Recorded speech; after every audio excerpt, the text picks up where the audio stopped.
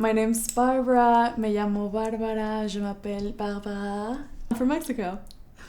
When it kind of started spreading out and I started hearing news from back home of people, having COVID-19 and like COVID getting in the country, I started seeing that it was like kind of serious. And then when, the whole border thing started getting on board, and I don't know, like when just everything started closing down, I was like, oh shit, like this is really intense. And I think the hardest choice that I had to make at the time was to decide if either I was going to stay here or go back home for lockdown. Because at the time I was living in a flat with a very weird vibe. I was not really comfortable where I was living, so it just terrified me to be in lockdown with those people and like in that atmosphere. And I just really missed my family. I was really homesick, but I also just wanted to keep on with my studies, and I knew that I was not going to be so motivated to do it online.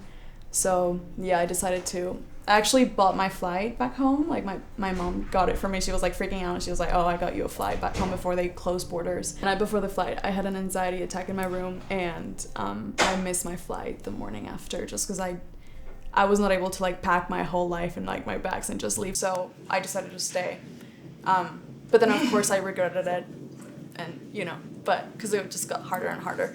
But yeah, it was just really tough to like decide to stay and like stick with it, because like after borders like shut, I was like, okay, like if I leave, I'm not gonna be able to come back in. I would FaceTime them like every day. I would definitely talk to them a lot online and like texting and everything, so that was good, but it's definitely not the same. Like at first it even gave me like anxiety. It was really isolating to feel like everything was hard, like everything. And like if I decided to like, I don't know, like take a day off, I still needed to do the basic things to stay alive, so it was like a lot of like responsibility of course living alone, which it's part of it, but like staying like healthy and like mentally sane was like a lot at the same time. So it was definitely a lot of stress.